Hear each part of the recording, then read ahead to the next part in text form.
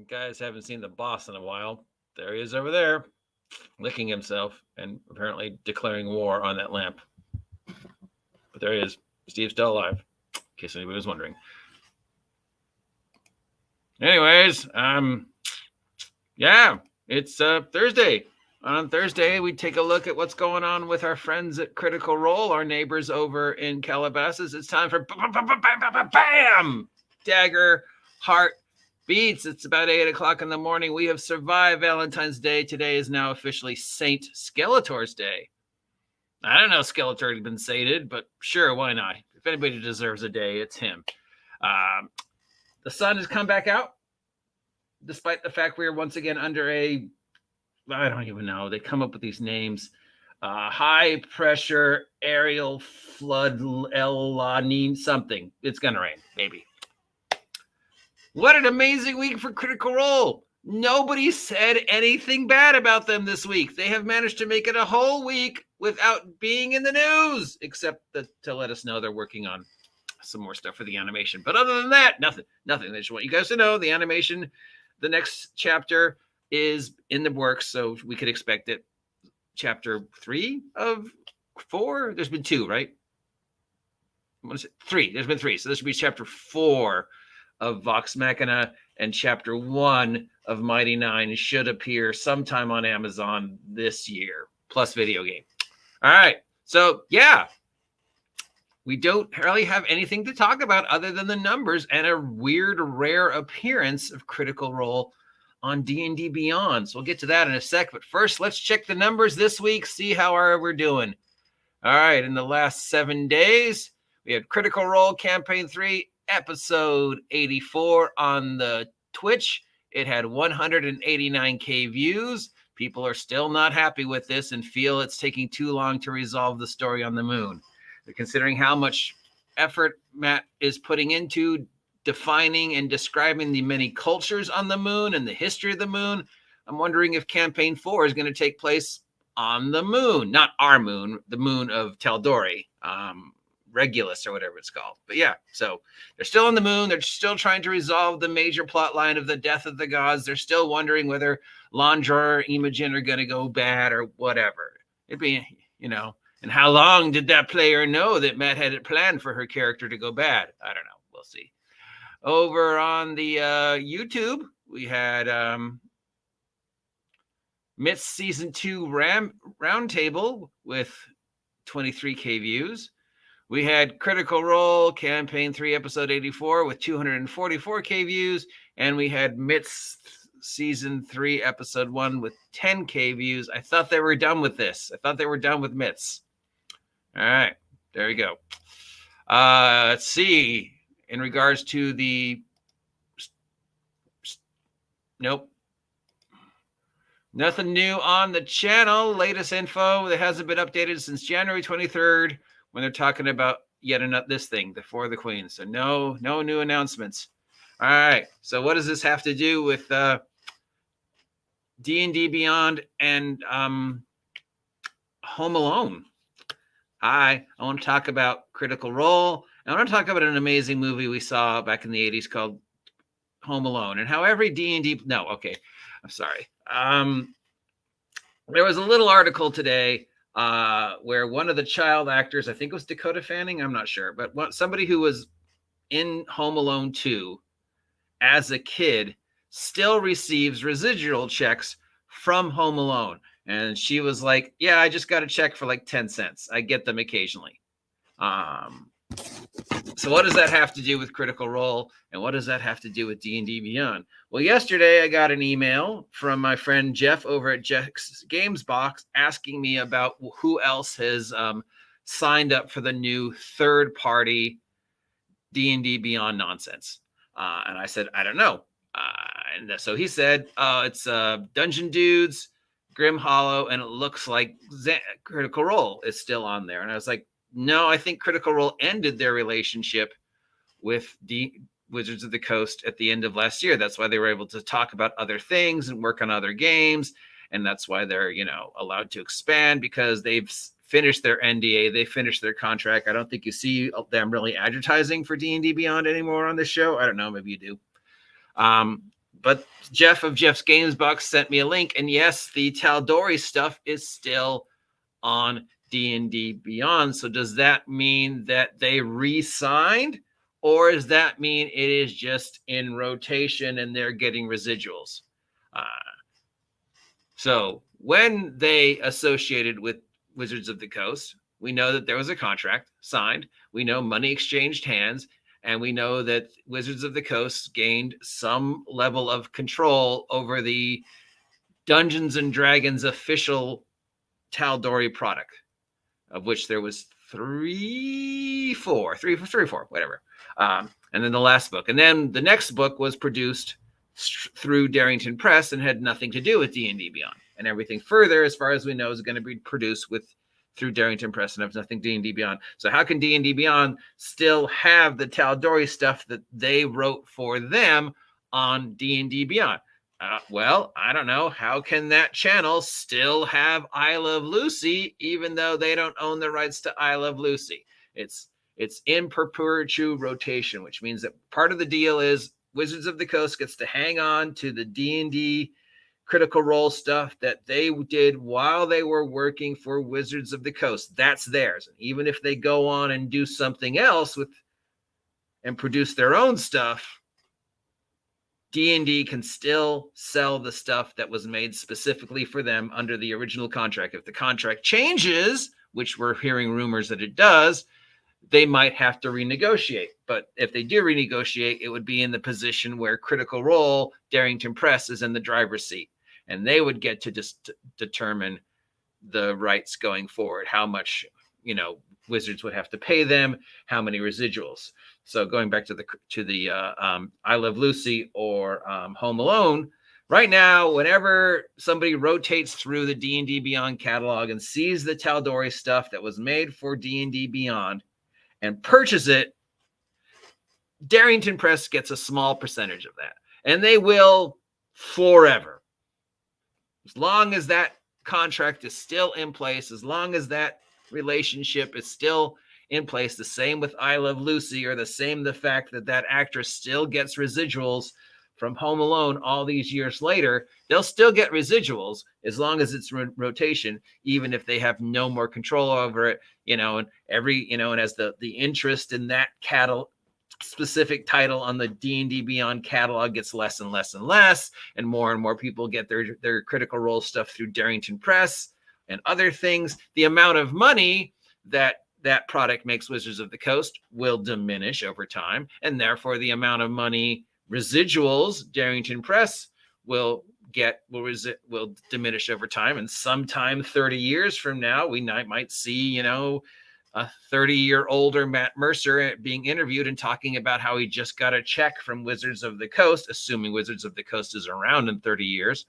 for 10 cents because somebody bought the Tal'Dorei book for the first time in like a couple years. It's just like, enough people have watched Home Alone 2 during Christmas that the actress received a check for 10 cents, and occasionally she still Steve's, checks. I mean, Blossom, the chick who played Blossom, still gets residuals from when she was on Blossom, but they're like, 10 cents, and she only gets it whenever anybody watches it.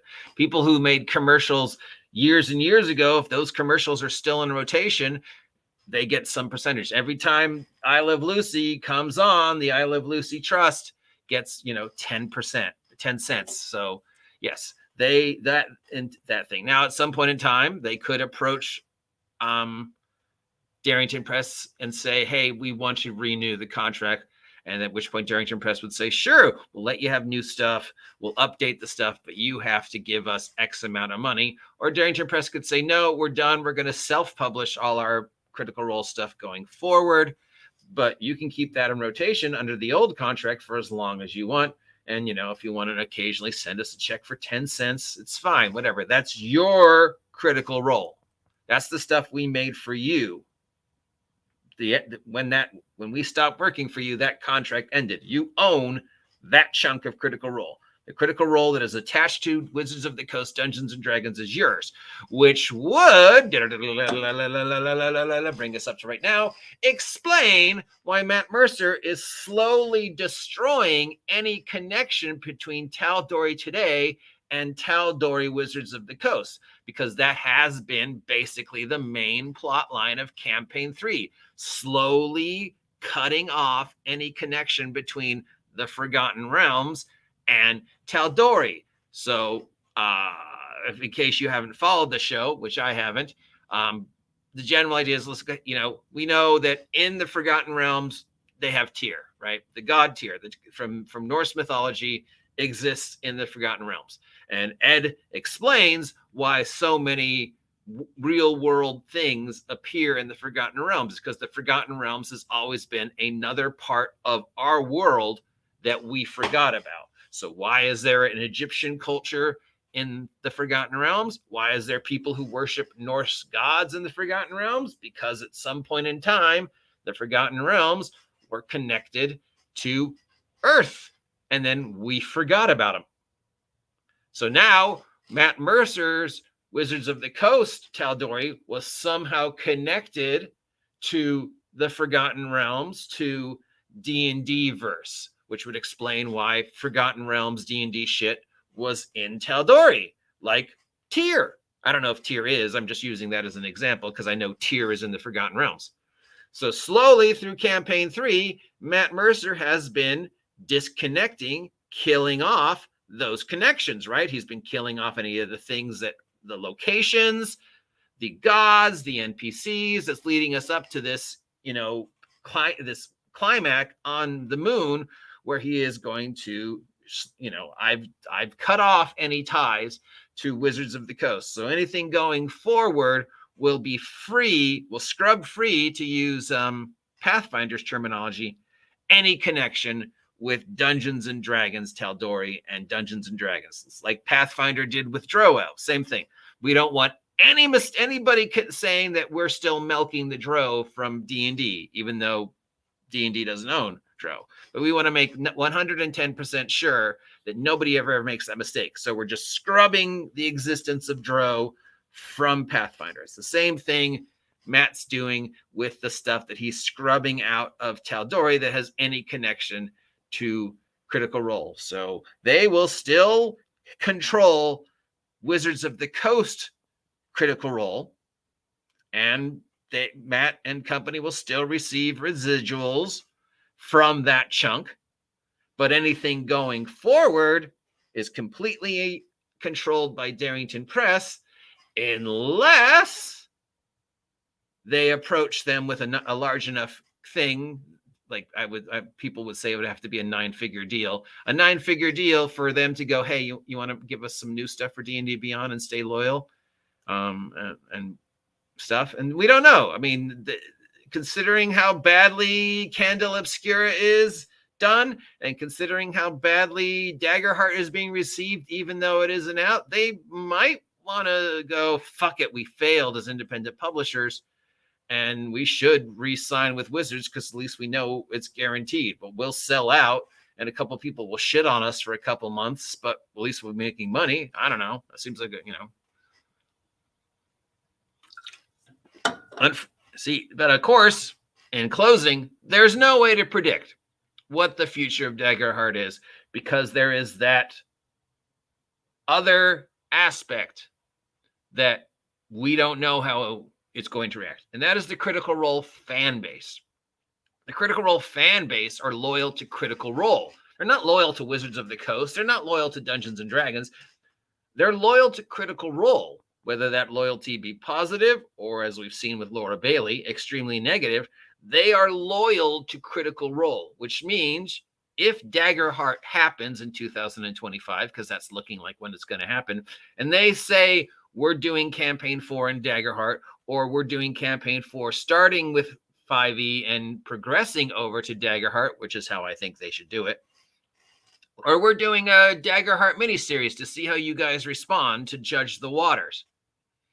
And then if the Critical Role fan base go, let's focus all our attention and all our money now on this new story, and Wizards of the Coast isn't seeing any of that money, that is what defines the relationship between Wizards of the Coast and Darrington Press going forward. How the Critical Role fans react when Daggerheart goes live and how much money they start spending on Daggerheart and Daggerheart related product. Because remember, a lot of that is also the Etsy shit and the action figures and the merch and the hundreds of, people talk about the millions of dollars they make, but that's millions of dollars that includes merchandising and anything that the characters from Critical Roles are even vaguely attached to. And anybody that, puts up a Critical Role Scanlan grog related thing on Etsy, that's money that counts into that whole chunk of money that Darrington Press gets from the Critical Role franchise. And that is where the energy is going to go. If that energy that the Critical Role fan base currently invests in Critical Role Campaign 3 and all the merchandise that's associated with Critical Role and Mighty 9 and stuff, and they remain loyal to 5e, which most of us don't think they will, then that's continued money Wizards will make. But if they jump and Daggerheart and the fan base goes, yes, I now want to invest all that energy and all that money into Daggerheart, then that puts Critical Role in the driver's seat because they have just taken a huge chunk of money away from Wizards next year and putting it in their pocket. And then, of course, Wizards can approach them and go, hey, we want to continue associating with you. Do you want to put the new Critical Role stuff on D&D Beyond? And that place, then, Darrington Press can say, well, okay, but it's going to be a 9-figure deal. Or, no, it's not, because you can see that the fan base is loyal to us, not loyal to 5e, and we're still making bank, even though it's not D&D money, it's now Darrington Press money. So again, it's how do the fans of Critical Role spend their money next year when Daggerheart goes live? And do they do Daggerheart on the show? Right? Because right now, Candle Obscura isn't doing very well. And the general hubbub about Daggerheart is, well, I don't know what to think. I'm not really positive about this, but then you really haven't shown us anything. So again, it's the mystery of how will the critters react? Where will that loyalty go? Because they're loyal to Critical Role. They're not loyal to 5e. They're not loyal to Wizards of the Coast. They're loyal to Critical Role. Where does that money go next year if Daggerheart goes live? So that's why the Darrington Press Critical Role stuff is still on D&D Beyond. Wow, that went way longer than I thought it would. I'm terribly sorry, and I appreciate each and every one of you who stuck with me to go through that story. We'll be back next week with more Critical Role news like we are every week, because why not? Somebody should talk about it. And their neighbors. And I assume, maybe if I talk about them enough, they'll be over on their hill in Calabasas and I don't know, go, hey, that guy's still talking about us. Let's send him a t-shirt or something. I mean, I'll sell out. I'd play D&D with them if they invited me. We know I'm a sellout. Talk to y'all later. Stay safe. Have a happy Saint Skeletor Day.